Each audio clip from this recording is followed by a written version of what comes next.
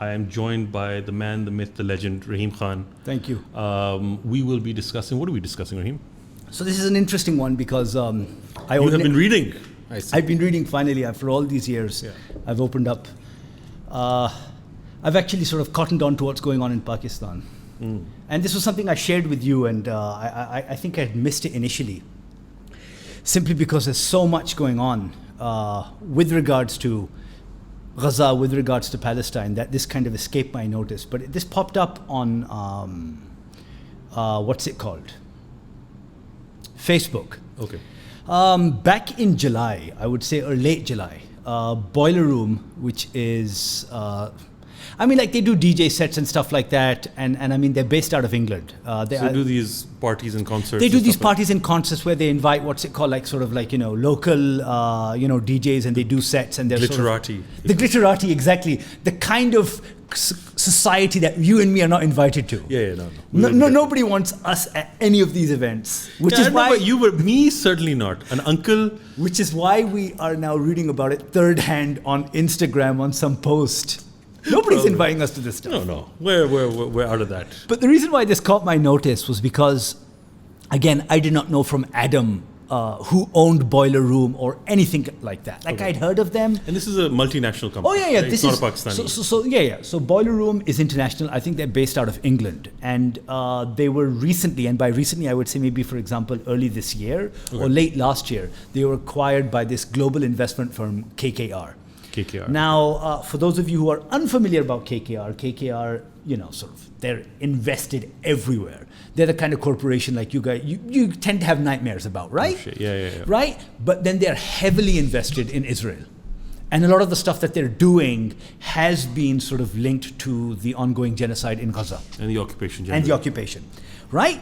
So the reason why this was brought up, and I will point this out because, again, credit where credit's due, this is Funkadiyat. And I think this will pop up somewhere in that thing. Funkadiyat, who I believe is That's a brilliant name, by the way. Yeah, this is a lady, Javeria Fatma. Shout out to Javeria Fatma. Shout out, who is also a slashee. A slashee, by the way, is somebody who introduces themselves as, I'm a writer, director, digital marketer, film graduate, human being, all of that stuff. That is a slashee. Okay, wow. Right. So, of course, I'm sure she's a very nice person, but whatever. We have different components to our personality, different aspects, many different paradigms. Many different facets, right? Yeah.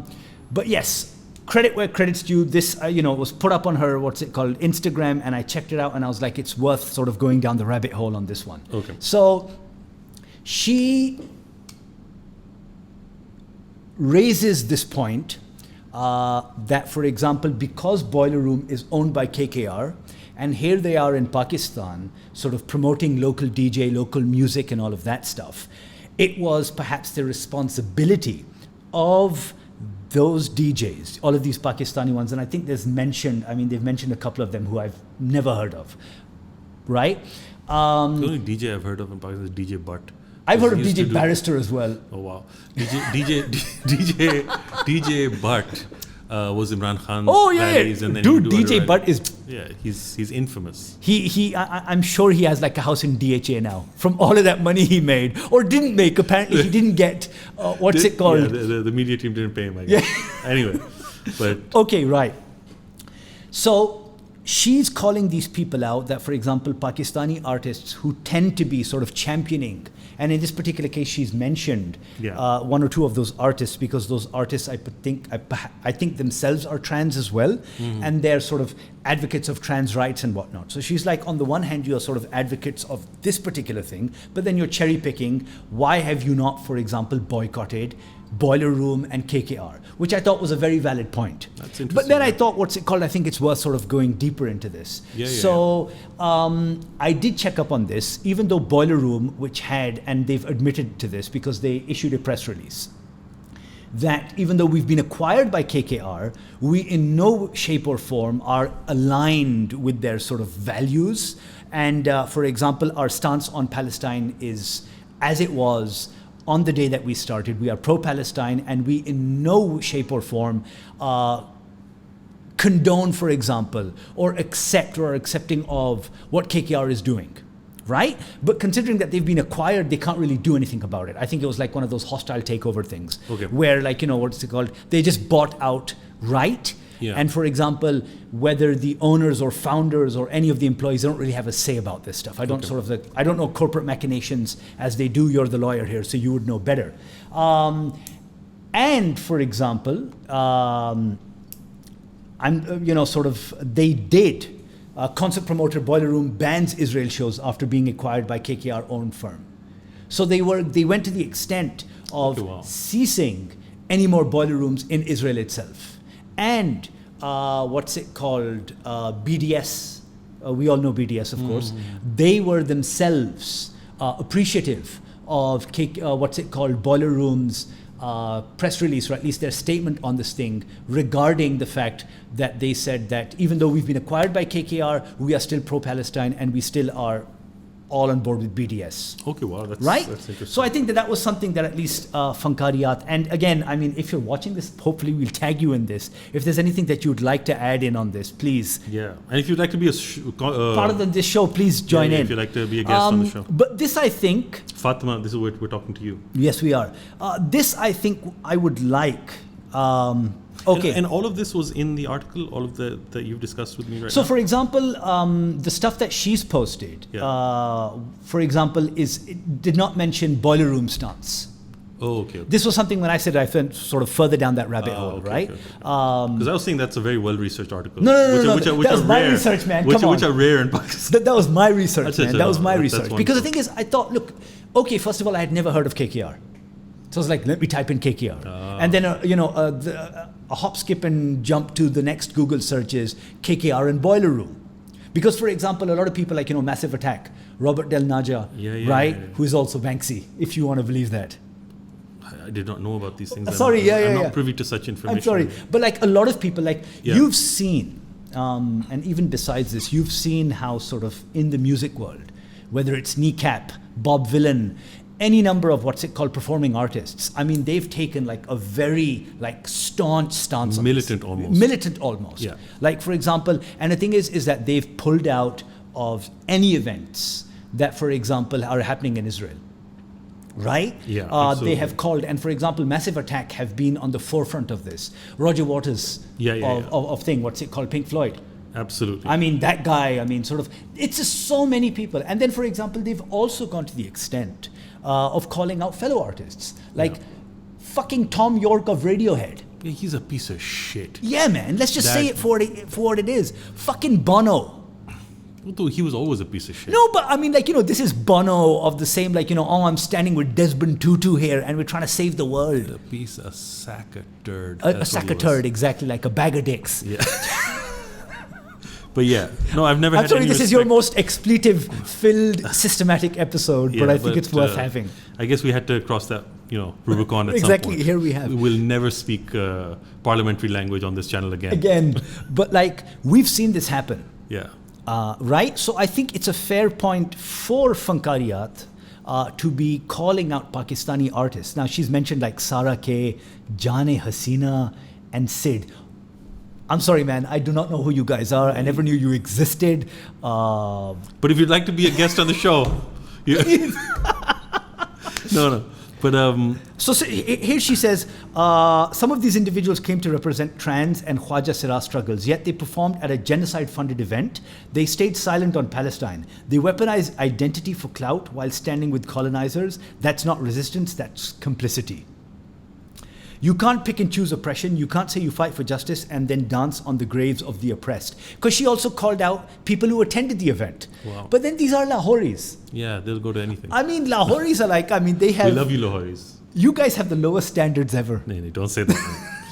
Don't say that. Hey, man, I saw this thing the other day, and I'm sorry, this is a bit of a tangent, where they now have spa treatments for kids in Lahore. No. Yeah, man. There was this whole video of these 6-year-olds who have snot running down out of their noses, and there they are, and they're getting they're getting mani-pedis. Okay, let me tell you something. Okay, I find that to be exceptionally impressive, for one reason and one reason only. How do you get a kid to sit for that long?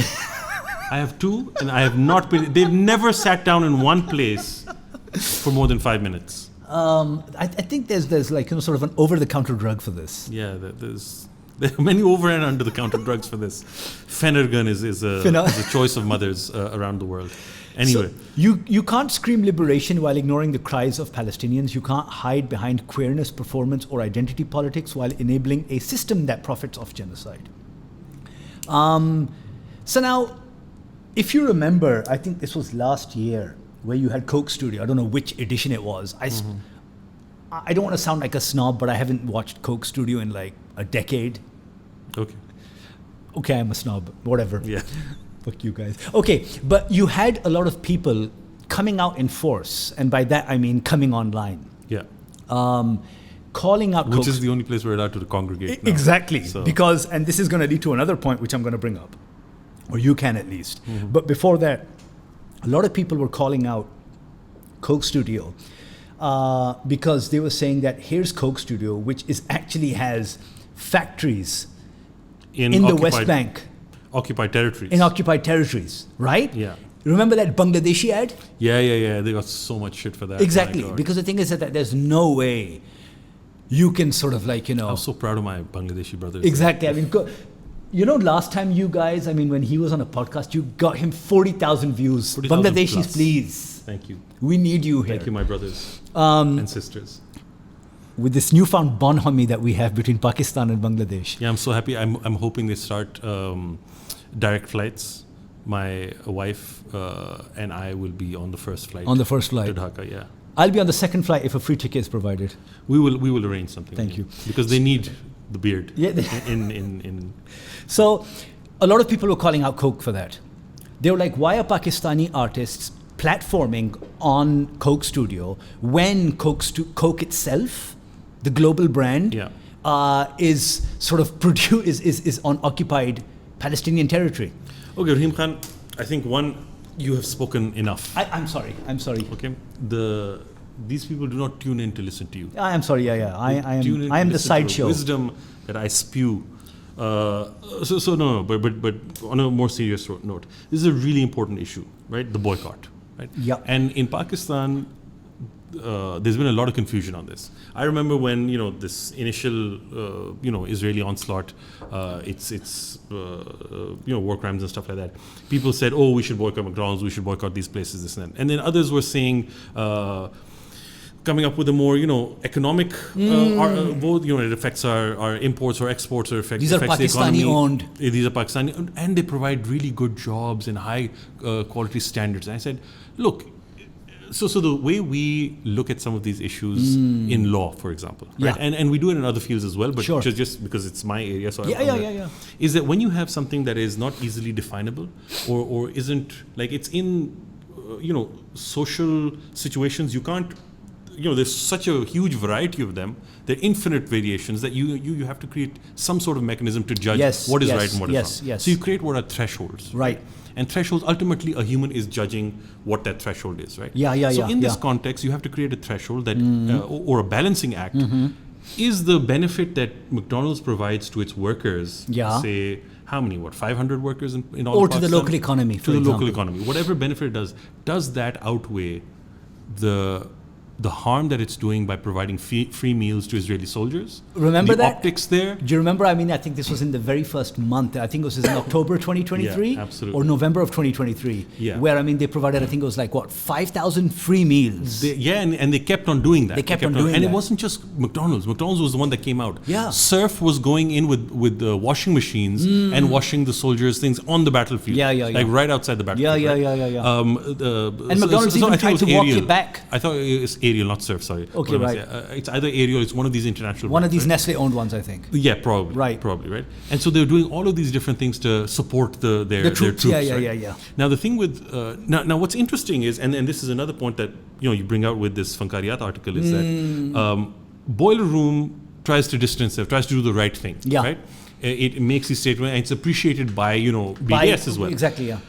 McDonald's Global, yes, like the conglomerate, they went ahead and bought back all the franchises there was from the franchise so much owners. Blowback from it. Exactly, in Israel. Yeah. So that's the right thing to do because it was the local franchisees that gave those meals. Do you remember, Oves, I mean, when this happened, I think it was the owners of KFC here in Pakistan, or at least, I mean, it was definitely like sort of, I wouldn't say it was a fluff piece, but it was like, there was a token amount was given, I think, by the CEO or by somebody like a general manager, was given to, I think Al Khidmat or one of these organizations that was providing relief in Gaza. Yeah.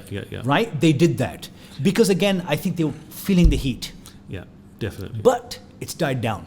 It's died down. And the other thing is, like, if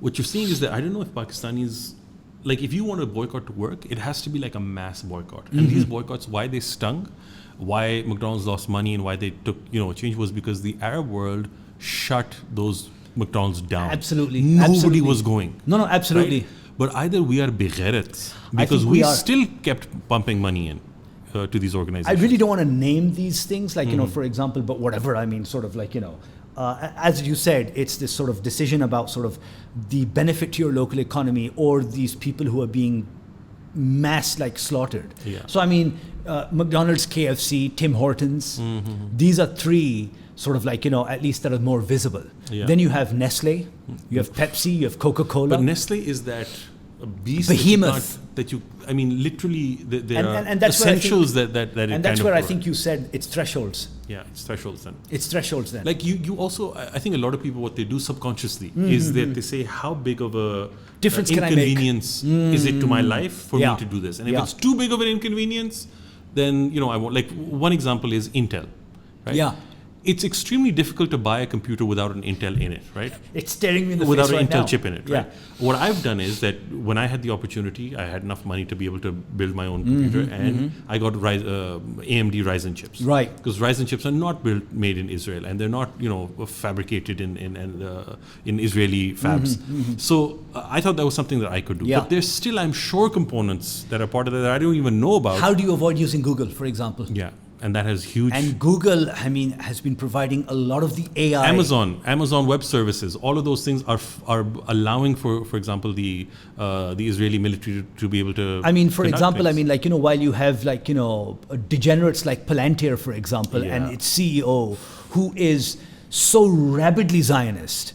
Not just Zion, I think he's anti-human. Like, I don't know. You saw that interview of his. Oh, right? yeah. That guy is a disgusting, vile person. Yeah. I mean, while you have that. Peter Thiel. Sorry? Peter Thiel. That's him. But then you have something like Google, which sort of, on the face of it at least, like, what is Google doing? What is Google providing? I mean, the Israeli army, I mean, search engines? Microsoft, No. all of those things, right? AI. Yeah. I mean, AI that's being deployed on the battlefield has been provided by the tech sector. All of big tech has been responsible for it.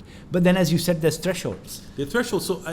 So the thing is, how do I take a decision on this? For me, I'll have a Coke every now and then. I'll do these things. But the main aim is that, one, teach my children, right? And now my children are more rabidly BDS, pro BDS than it's any awareness. of us in the family. It's definitely right? awareness. My youngest, Umar, Yeah. he goes around, and if we even pass by McDonald's, he says, "Oh my God, McDonald's, that's haram. We can't have that." Right? Yeah. And I think that is something that we can, one, inculcate in them. And secondly, try to do whatever you can in your own life to be able to do that. And it's not a black and white issue. I'm not saying this for you show. I love me my fried chicken. Yeah. But Ryan's all the way, dude. Ryan's all the way, man. Yeah. I mean, there are local alternatives, right? Ryan should be sponsoring us, by the way. I mean, sort of, they know me because me and you've been there together. Yes, remember that one time when they're like, when this guy walks in, we know what. Look, if they sponsor us, we will do our podcast there. Exactly. Okay, I would love to have. While eating fried chicken. The smell of fried chicken will make us more eloquent, perhaps. But. More than this, Rahim. More than this. But like, there are local alternatives. Yeah. Right? So for anyone, at least now, considering that everyone has one of those fucking things in their hands, right? Not me, but sort of, for anyone now to at least claim ignorance, feign ignorance, I think that is, I mean, we use complicit a lot. Yeah. Forget that word. I think that is sort of, it is criminal now. Yeah. Because I pass by a KFC almost every day. Like, it's near my house. Okay. Right? Yeah, of course. It's sort of on my way, so I see it. It is jam-packed. I remember, and this is a story from Islamabad. I think I even mentioned it to you. I mean, this was I think this was early 2024. Where here in Islamabad, a group of students, I do not know what their affiliation was. Again, I'm just sort of, this is information that I sort of gleaned because it was nowhere in the media, which is something we need to mention as well. A group of students went to McDonald's, the one here in Islamabad, which is in F9 Park, and they protested outside. They had banners, they had placards, they were like, boycott. Yeah. And they were rounded up and sent to jail. Oh, wow, the police came in. The police came in. Wow. Right?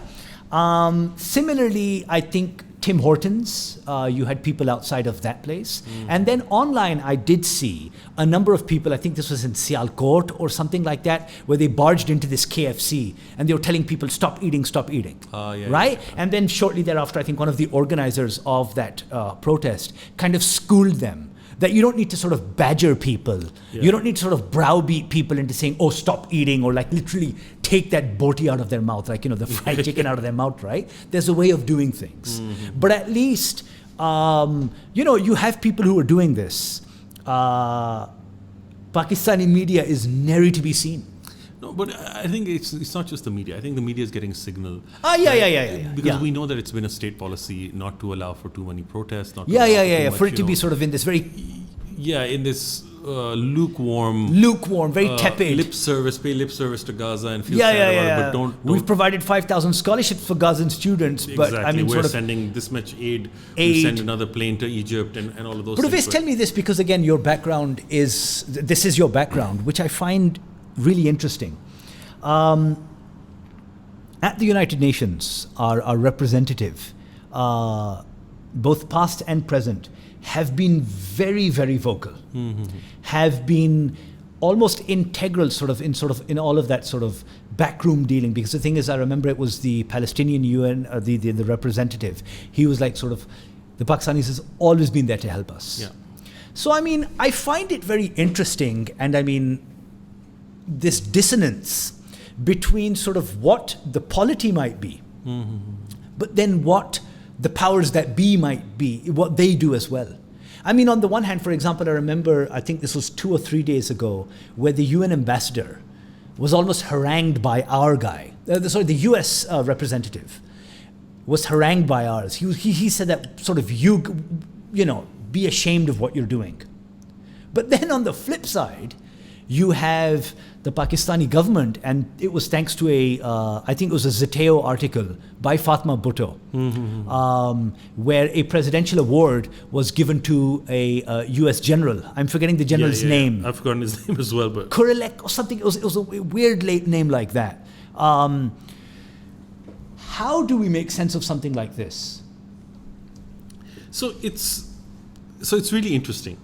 I think the UN is like the Continental Hotel for John Wick, right? Right. Where what happens in the hotel, like we're not going to do, like in the hotel, it's completely fine. What happens in the hotel stays in the hotel, right? And that is not going to affect your position outside. So, for example, we are cozying up to Trump.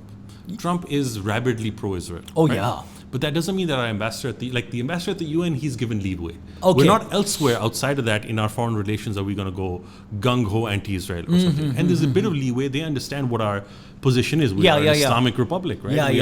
The people have a lot of, and I think they're very skillfully have navigated this, right, where you make these statements and you do so what happens in the UN stays in the UN, right? Okay. And so it doesn't really impact the rest of your relations. But if you started doing, for example, arguing about military the military aid to Hamas or fighters like that or things like that, that's when things would get out of right. The much of the issues that we've seen have been locally in Pakistan. For example, the German ambassador. You remember that? Oh yeah. That guy who embarrassed his khandan, his lineage, well, his to be ancestors. Honest, you know what? I mean, pardon my French, but to hell with the Germans. Yeah, honestly. I mean, if it wasn't for them, we wouldn't be in this mess right now. But forget that. It's sad. Their stance has been deplorable. The France, recent hospital attacks, right? Yeah. The double tap hospital attack. Actually, it was a triple attack. It was a triple Yeah, attack. yeah. My Because the God. thing is that while that particular site was not struck twice, Yeah. like that particular, like sort of, Yeah. it was almost a stairwell, My God. if you remember. Okay. Right? Slightly further to the side, there was a third strike, and all for a Hamas camera. I mean, we're talking about thresholds here. I mean, Israel, first of all, it used to be, we've killed 50,000 Hamas fighters. I mean, that used to be this bar, right? They have now further reduced it To cameras. to just a camera, To equipment. to equipment. And then the German spokesperson, Chancellor. I think it was a chancellor. Who said, we condemn this severely. But you're still providing 30% of all weapons to Israel. No. But then he added a caveat at the end. And we are waiting for Israel to investigate this and provide us with. See, the second you hear the word investigate, when it's anything else, there's no investigation needed. We know that these people are. The second you see the word investigate used, you hear it by the State Department, you hear it by almost all European leaders that we should investigate this in more detail. And that basically means, look, we're not going to criticize them right now. Of course, we are accepting of. Yeah. We've acknowledged Let things die that down they've and just. then Yeah, exactly. We don't have to deal with anyone.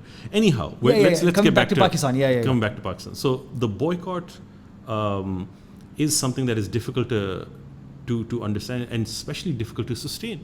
Right? Yeah. McDonald's is the place that people, young boys hang out at, right, in Islamabad. Dude, I'm a sucker for the apple pies, man. Yeah, dude, they have... The filet fish. I think it's part because we were in England together. Yeah. We grew up on it, man. Was part of our... what makes your taste? That's part of it. So, Our palates were formed there. Absolutely. I have a huge weakness for it. I'm a big KFC fan and stuff. But these are things that, we have to at least reduce, if not completely eliminate. No, I forgot. Yeah. And that's the thing. With my family, I can't do it either. But the issue is that it's difficult to navigate. And how do you sustain these things, especially when, the conflict is so protracted? Yeah, I think there's no end in sight. We're coming up almost on the second year anniversary, which is unimaginable. Because the thing is that they keep on throwing around the figure 60,000. I would say this is close to at least 200,000 to 400,000 people dead. Yeah, so 200 to 400,000. So the figure of 60 to 70,000 people is people verified, like their names, their bodies. Yeah, these are not exactly the bodies have been found. Yeah, if 70% of all built structure have been in a place, and you have to realize that 2 million people live in an area which is not very big. You put it mentioned this on a map. You mentioned this last time. Yeah, on a map of somewhere. It's from Bani Gala to the new airport. Yeah, that is the entire length of it. Yeah, and it's from Margla Hills to Liaquat Bagh, which is the width. Yeah. So essentially part. as big as Islamabad. Yeah. Right, and that is just unbelievable. Imagine putting in 2 million people there, and then having them divided up and thrown around aage piche all the time. No, just constantly. Like reduced, because for example, Rafah is gone. Yeah, that entire thing. And for those of you who are interested, check out the Electronic Intifada. They always have up-to-date maps. Okay. So I would say. Again, my numbers may be off on this in reading that map, but I would say more than 50% of Gaza right now is a shoot-to-kill zone. Yeah. Where, for example, if you are a civilian and you happen to be in those zones... You are kosher. You are kosher. No pun intended. No pun intended, exactly. So, but, coming back to this Pakistani thing, I wonder if it's apathy. I wonder if it's ignorance. I wonder if it's... I'm trying to zero in on this... when you saw that protest in Sydney recently. Yeah. On the Sydney Bridge. I don't know how many people there were, but hundreds of thousands at least. At least, at the very At minimum. least. I can only speak for Islamabad, because the thing is that I have seen footage from Lahore, from Karachi. And as you said, it's difficult to sustain over time. It's 2 years. You tend to get it's fatigue, right? People tend to disaster fatigue. They're like, how many more, flood zadgan can we provide, kitne denge hum, But if it's so sustained abroad, where the streets of Madrid, Barcelona, London, Sydney, the US, Greece, Athens, all of these things, you have protests on a weekly basis. Where are our protests here? I have seen myself I can testify to this. Here at what's it called in Apara, where there are, I wouldn't say weekly protests, but I've seen protests there very regularly. Yeah. I mean, I even told you about this. I mean, I was on my way to Swat, and sort of at one of the interchanges, there was a massive protest organized there. It's not on the media. It's not on the media. It's not, and I think that's very deliberate. Let us be very honest about that. So look, that censure is from on high. There's a ton of factors that play about here. One is, I think, the dilution in this the construct of the ummah that people have had in their minds, right? That I think we have separated ourselves so much from the rest of the Muslim world, and we have so many of our own problems that we are occupied by that, and we are not really worried by our we just interviewed Abu Bakr Yunus, who's a Palestinian journalist, and he was saying that people think that this is a Palestinian problem. It's not a Palestinian problem. It's a Pakistani problem. It's a Qatari problem. It's a Saudi problem, because it's a Muslim problem. It's a Muslim problem, yeah. So I think that element, and there's been a lot of effort as part of countering violent extremism or countering to take out this ghairat that Muslims have for Islam, right? And to neutralize, or neuter rather. Neuter. This Muslim war. And the positives that they see from this is less violence and less but what you also see is that you lose your ability to defend yourself. Oh, of course. Or you lose that collective self-defense that so many Muslim countries should be having. Collective self-defense, by the way, is something that is recognized under the UN Charter. Oh, right. Right. Article 51 says that self-defense is permitted, and this article does not in any way hinder collective collective self-defense. So things like NATO and Warsaw. Yes. Why can't OIC be that thing, right? I mean, for example, you remember in '98 in the Balkans, of like you had U.S. intervention. Yeah, absolutely. In what's it called, those genocides? Genocide that was in former Yugoslavia. Former Yugoslavia. I mean, there was that. Absolutely, because it was Europe's backyard. Yeah. Right, and you had that coming. And look at what's happening with Ukraine right now. Yes. Right? This is literally. You could even say that Russia, for example, because it's Belarus with them, and it's all of those areas, and Russia isn't like a small country. No, you don't mess with that. So that's all collective self-defense, and then you've got all of NATO on the other side. Yeah. Right, and that certainly is collective self-defense in that regard. But I think this is something that. But if self-defense was ever triggered in the Muslim world, there would be no Israel, right? Because if you've got almost 6 billion? 1.6, 1.8 billion Muslims around the world, with high-tech armies, with some of the most advanced weaponry, it's just really it's a logistics issue. Right? It's a logistics issue, That's about it. But what we saw from Iran, right, with its missiles. Yeah. And these are low-tech missiles. These aren't the highest. Oh man, what's it called? They have like gyroscopes. That's all they have. There's no satellites. Because they can't use GPS. They don't have those. Because that's an American system. Exactly. So. So we know that Israel. I'm glad you brought up Iran, because the thing is that sort of whether the Houthis, whether Hezbollah, whether Iran, if we've seen any response that had at least some teeth, that wasn't lip service. I think it's only been from them. Yeah, but do you think that's fair to say or not? No, I agree with you. I think it has only been from them. Like any kinetic response that we've seen has been from them. But I also think it's been woefully mismanaged. Oh, of course, So in this process, Iran has come out, I think, worse off than it's been in decades. Reason being, it lost its most powerful proxy. Yeah, Hezbollah. The reason why I threw in that but is while Israel did that whole decapitation. They've been doing that to all of these, whether it was the IRGC, the Revolutionary Guard, whether it was Hamas, whether it was Hezbollah.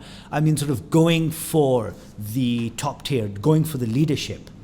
While, for example, we still see, and again I'm alluding to them, check out the Electronic Intifada, check out any of these any non-Western media news outlet to see the fight that Hamas is putting up. With Hezbollah, I find it interesting, and again, you know this better than I do, while that's sort of Hassan Nasrallah, any number of that top leadership is gone. Boots on the ground still remain. That sort of number and material is still there. So how, for example, is Hezbollah now in this position that it is, despite the fact that it didn't suffer the, for example, catastrophic losses that maybe Hamas or even the IRGC has maybe. So could you? Yeah. So I think so this degradation or the relationship right now is fraught between Hezbollah and Iran. Right. And the reason for that is that there were times in this conflict where Iran chose itself over protecting Hezbollah, right? Right. Where it could have taken action, it didn't. But there were times where I felt Iran should have given the green light to Hezbollah to go all out. Go all out. When you killed Hassan Nasrallah, when they killed, that was the time to say, this is the reddest of red lines. So whatever weapon, and they had some advanced weapons that Iran had provided. And numbers. But the reason the green light wasn't given, because the retaliation would have been on Iran. Right? But Iran got its ass whooped eventually anyway, right? I wouldn't say ass whooped, but I wouldn't say that. It got a. I mean, all of its nuclear sites have been attacked. Sure. Yeah. So whatever out of this, Iran, the worst case scenario for Iran would have been boots on the ground, but nobody in their right mind is. No. I don't think that was going to happen. Yeah. So what we're seeing right now is that the realistic worst case scenario happened. It got, Iranian skies were not under Iranian control. No. There were nuclear sites all attacked throughout. The biggest weapon, short of a nuclear weapon, that the Americans had, they dropped, could throw at them. Yeah, the GBU, whatever they are, but those bunker buster missiles. And all of that happened, and Iran really couldn't do much. Couldn't defend against those, right? Sure. It did what it could, which was send missiles out, and it really, I think, one of the reasons why the Israelis, they were happy to get to a ceasefire position. Even so when the nature of the attack, when you do a decapitating attack, it's not for a ceasefire, it's for all-out victory. It's for all-out war, because if that animal survives, it's going to attack you really bad. Yeah. And so it wasn't able to achieve that. And I think the Israelis also learned the limitations of what aerial power can do, or what their aerial power can do. Or for that matter, any aerial power, because they had the Americans on their side as well. Yes, that's right. That's right. Trump also didn't go in gung-ho as well, because I think... No. I think he was being restrained. I don't know where that restraint was coming from. Yeah. Because, and this is... I know where it was coming from. It was coming from his base. You remember I was about to say that. Yeah. Because the thing is, I was going to refer to a piece that you did, I think about a month back, where conservatives, which I find so surprising. I mean, I never in my life would have imagined somebody like Marjorie Taylor Greene. Yeah. Like Tucker Carlson, Matt Gaetz, or however you pronounce his last name. Nick Fuentes. Nick Fuentes, for those of you who are, who do not know him, is this young, like he's 25. Yeah. I think Catholic, or definitely Christian. Somebody who has like sort of fringe sort of opinions. Following it, yeah. No, fringe opinions, like for example, there should be no race mixing. Exactly. Like white should marry whites, black should marry blacks, and stuff like that. That guy, like excoriated, like he dug into Israel so much the other day. I mean, there was this, you can find this. Yeah, Candace Owens, all of these people. I could never imagine this. These people, absolutely, and the way they came out, like this is all guns blazing, where they said, why is another country, why are we putting that country and its interests before our own? And these are the very same people who any other day would be like, fuck these ragheads. They would be the most rabidly Islamophobic people. Absolutely. Any other time. And they've demonstrated that. They've demonstrated the past two decades. There was this other interview. It was Marjorie Taylor Greene and Megyn Kelly. Okay. Yeah. And you have Marjorie Taylor Greene saying that, what's it called? This was shortly after, I think, the US government denied visas to Gazans, to children. My God. This was on the say-so of Laurie Loomer, who No. It was just really funny. There's this lady online called I Am Blakely. I mean, she's this really, really cool person, right? And she's like, she looks like Jigsaw from the Saw movies. And she kind of does. She does, dude. Oh, my God. So Marjorie Taylor Greene was like, is this the US? Is this the United States that we want to be? We are denying children visas because they're coming here for medical treatment. My God. And Megyn Kelly is throwing out all of those AIPAC talking points, right? Hamas this, Hamas that. And Marjorie Taylor Greene is like, you can see this visual, this discomfort. Yeah, but I think Megyn Kelly also said some pretty No, she has, but I mean, strong like, the things thing is against that Israel. every now and then she gets a call Of from course, APAC Yeah. saying, you know what, man, You better be careful. we better be careful. We just deposited this much. Watch yourself. Yeah. But it's just, I could never imagine these people talking in favor. Like, I remember again Marjorie Taylor Greene saying, you know what, I've never met somebody from Yemen. I may never meet somebody from Yemen. Why are we killing Yemenese people? You know, Exactly. and this is a question that you would never expect from a MAGA. But it says a lot when it's the MAGA crowd saying the sensible things. I know, right? Like, what world are we living in right now? And I think that is something that the curtain or the wool that Israel has been pulling over the eyes of, say, the Western public for the longest time. Yeah. I think people are seeing through that now. I agree with you. I agree with you. That bullshit arguments that they had that this is justified and this and that. That. Secondly, what you also have is, so you had your Christian Zionists, those Bible thumping, saying that Mike this is Huckabee part of type. my religion to support Israel, right? The Huckabees, the Marco Rubios, the what's his name? That Ted Cruz, the most vile human being. Like, if there was a list of top 1 vile human beings in the world, he would be that number 1 individual. All of these people, and I loved how he was taken down by Tucker Carlson. Can you imagine that? No, but I'm saying, can you imagine that? You can't. We're living in this bizarro world. Exactly. Right? Where allies are going. Where allies, and the thing is that it's something that you would have, again, I keep on coming back to this point. I mean, to have MAGA, to have this Christian, because again, MAGA are also Christians. Tucker Carlson is like a staunch Christian. Candace Owens, all of them, they wear it on their sleeve. Yeah. For them to be going out against Israel to this thing where they're saying, you know what, man, to hell with Israel. Yeah. We don't want anything to do with this. No, look, I think the narrative that, Israel is part of my religion as a Christian, I think that is also wearing thin. Oh, I mean, People it's are realizing been that exposed. this is not what Christ, like, It's this not version, Christ-like. Yeah, this version of Israel, it's I mean, not the modern day Israel. Yeah. putting migrants in cages wasn't Christ-like. Exactly. Right? But this is committing a genocide is Christ-like. Christ-like? So I think all of this is woe. I think people are waking up. Also now, social media and those things, like the images that are coming out, you can't hide them anymore. You can't hide it. You just and can't hide this it. is just it's fatal, I think, for the Israeli continued unconditional U.S. support for Israel. And I am going to take this, and I think we can end sort of on this note, but I'm going to take this moment to bring up sort of, I spoke about it here on this page, on our channel, about, them starving Gaza, right? And then I was incensed to the point of like sort of wanting to smash something when the other day, you've heard of Barry Weiss, right? Yeah. Right?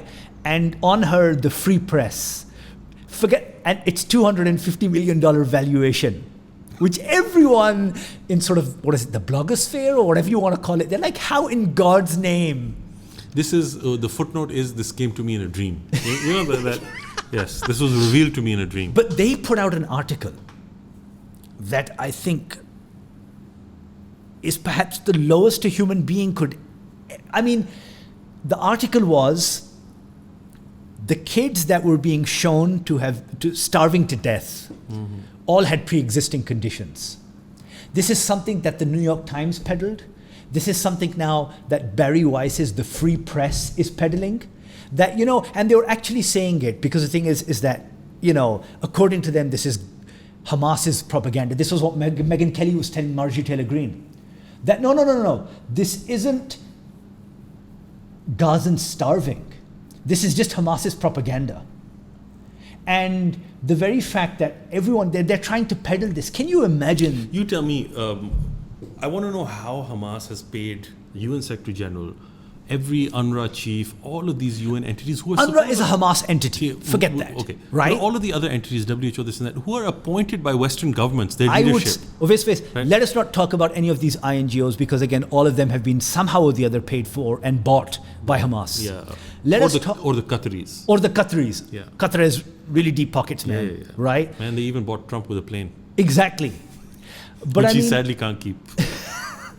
He'll keep it somehow. He'll find a way. He'll give it to Jared. Yeah. Or he might make that his presidential library. The plane itself. And then fly it around. Mobile library. He'll give it to Ivanka and Jared. But the thing is that sort of how is every possible person with a conscience, with a soul, able to sort of realize it for what it is, call it for what it is, and yet you have people who are so contemptible like Barry Weiss and the Free Press to say, even the New York Times said this, pre-existing condition. A child who is starving to death has a pre-existing condition to starve to death. So I'll tell you what it is. Name me that medical condition. I'll tell you what it is. When the crime is so grievous, the lie to cover it up has to be even worse. Yeah. And so this is what you get. Like, you're getting the lowest of the low media coming out. The headlines you read are unbelievable. Yeah. And I love how, like, Twitter is just a joy when you have these, BBC headlines and then they fix it. Yeah, they fix it. Yeah. And they say how it should have been. Like, I mean, come on, this is basic journalism, dude. What the hell are you doing? And this exposes them further. So, in the short run, of course, there's simply nothing that can justify, and it's the most terrible thing that's happening. In the long run, I think this exposure, anyone who has any sense, when this is being discussed in academia, when anyone with any balanced understanding of this will see what happened, they will know that this was a travesty. Actually, that's something I think we can now end it on that note. But that's a question I want to ask you. Whenever this conflict ends, tomorrow, day after tomorrow, a year from now, 10 years from now, do you think we, and I don't mean Muslims, I mean we, as a whole, will look back at this with perhaps the same revulsion, the same sense of, I think, helplessness that people felt towards like the Holocaust? Do you think that, for example, all those right now, perpetrators, evangelists, all of these people who, for example, who are writing for the New York Times, all of these, like, for example, you now have, like, remember Matthew Miller, the State Department, what's it called, the spokesperson. Who now agrees that it might be a genocide. No, I mean, he was out on, this was another interview, I think this was with Israeli, I think Channel 14 or one of those. Okay. And he has categorically said that systematically the Netanyahu government sabotaged every attempt for a peace deal, not a peace deal, for a broker, for a ceasefire. He said that. So do you think in years to come, we will, there will be just desserts, there will be, for example, a price to pay for all of these people or not? The problem is that, and I don't mean a price to pay. I'm sorry to interrupt. I don't mean a price to pay, like, for example, like Slobodan Milosevic, sort of in jail right now. Or what was that other one? What was that other one? The other... Radovan Karadzic. Karadzic, yeah. Right? Yeah, so look, the one history is written by the victor. That's one thing. But it's a lot more complex than that. What will be determined is, right now, the traditional media shielding of Israel, that is, it is being, it's in conflict, it's in flux. The shield isn't able to hold up. No, and there's a lot that's getting through, and it's hurting the Israelis. Right? Oh, yeah. Now, what's going to happen is that once things settle down and you don't have that, Israel acting like an insane bully, belligerent this entire time, you're going to have this, these big conglomerates try to go back to that, what was the status quo ante, right? And try to see what, how they could come back and reintegrate Israel into the comity of nations. Yeah. Okay. The problem there is that will a young generation that has been exposed to 2 years of utter brutality, compared at the same time to another terrible war, Ukraine, where not even a fraction of the level of brutality is taking place, right? Not at all. It's a meat grinder, but it is military to military. It's not civilians necessarily, right? I mean, of course, there's civilian deaths there, but it's not. Of course, at the same level. Not at the same level. No. It's not. It's a symmetrical war as opposed to an asymmetrical war. Yes. And when people see that, they see the juxtaposition, they see that contrast, and that really, I think, is making it even more apparent. Right. That hypocrisy, the youth, when they're coming into positions of, into as journalists, influence and things like that, I think that's going to stick. The problem is everyone becomes a conservative after 40, right? And will we see that same vigor of protest and conflict against these things. So does that move back into the status quo that it was prior to October 7th? The Israel shielding that takes place. I think there's going to be a lot of inertia. There's going to be a lot of effort to ensure that that does happen. But having said that, there are factors, there are things that we could do. We have a different type of media now. Yeah. Right? There's a lot of exposure here. That is what's going to matter. And what's also going to matter is the Republican base, for example, the MAGA, how strong they emerge after Trump's gone. Right? A post-Trump MAGA, does it even exist? No, right? And they're synonymous. Exactly. And can a MAGA take on Christian Zionists? I Okay, think that's going to be a huge thing. That's a debate for another day. Yeah. Okay, well, I mean, sort of seeing as how you brought up that point, and yes, it is. But then, now let's end on this note. Okay. One last question to you. You brought up the Republicans and sort of like, whether or not, MAGAs survive post-Trump. Where is the soul searching amongst the Democrats? Because a lot of this war was prosecuted under Biden. Oh, yeah, absolutely. Genocide Joe, Absolutely. I mean, is as guilty as Netanyahu himself. Oh, no. I mean, Genocide Joe, and not just for now, for decades. As long he's as been giving them that is his legacy. Absolutely. So let us end on this note, and your final thoughts on this. What about the Democrats? I think for the next election cycle, the Democrats have no one. They do not have a candidate. Like if they had somebody, now is the time to prop him up. Yeah. You have what? 3 years left or barely enough. Yeah. And the campaign season is going to start before that. Yeah, right? about 2 years in. You need to have someone. There is no Cory Booker. He was exposed in Ziteo really badly. God, did you watch Richie Torres? No. Not to say that guy was ever like a presidential candidate or something like that. But he was interviewed by this Jewish comedian, Adam Friedland. Yeah. Oh my God. Wow. Richie Torres should like die in shame. Please watch that. I will. I'll watch that. But so I just don't see the you name me a Democratic leader who inspires. I was gonna say Gavin Newsom, but I mean like Gavin Newsom, man. I mean, no, I was gonna say California's just had too many problems under him, right? California has. I mean, there's cities like he has a magnificent head of hair. He does. There's no doubt about that. He has success hair. Yeah, but I think that's run dry now. San Francisco or those cities that I've been to in California, they've California's they're in tanking. bad shape. And so would he be someone who they could nominate there? Also, I think he's way too white, to be honest. I think you need. I think with at some point or the other. I mean, there. and I think maybe this is why she is being again called out on her silence. AOC, at least initially, you would have thought that she would have been like sort of like with Ilhan Omar, with Rashida Tlaib, with sort of that squad. Yeah. But Rahim, these people are never going to be. No. But for example, the reason why she's been sort of quiet is because she's being groomed for leadership. Okay. Right? Yeah. They're saying that. Yeah. They're saying that. I don't know if that's actually true. I just don't think that they're anywhere near mainstream enough to be able to. No, I don't think so. I don't see election. your average American voting for any AOCs or anyone like that. No way. And other than that, I don't see, as you said, who do the Dems have? They don't have anyone. And that's what's scary. And Zohran Mamdani can never, for example, say, and also he's too fringe. Yeah, exactly. I mean, That's not happening. If he makes it to NY mayor, we're rooting but for the you. Democratic establishment is against him right now. Absolutely. So that's it. But, sorry. Rahim Khan, we must end this. Sorry. The reason why I brought up the Dems is that considering their conduct during this war, right? Do you think that they're ever going to recover as a party? I mean, that white liberal Democrat who suddenly has now a crisis of conscience, right? Who does he vote for? Who do you vote for? Because the thing is that my party is so, is on the forefront regarding Flana rights, Dinkana rights, rights for this, rights for that. And yet here we were responsible. Look, if you're a bleeding heart liberal type of person, you vote for local politics and you vote for local issues, right?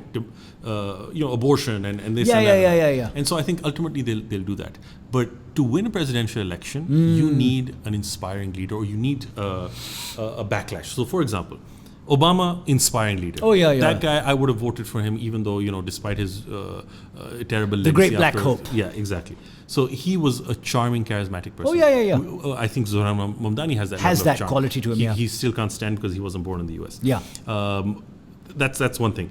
The second thing is, why did Biden win? Biden won his backlash to Trump's Trump. first term. Yeah. Right? Otherwise, he's not an inspiring individual. No way, man. Far from it. He's gone. Well, now though he's gone, but so I just don't feel that the Democrats have it, and it'd be. I mean, if they lose again, third time, that is going to be like proper crippling to the Democratic Party. Like that will damage them long term. But let's see. I mean, you have the U.S. It has these ups and downs and stuff like that. If midterm elections, you could have an upset. Yeah, you could have an upset. In fact, some people are expecting something like that. Let's see. Ladies and gentlemen, now whether Rahim ends the show or not, I am ending it. Thank you so much for joining us. Do like and subscribe, and we'll see you next time.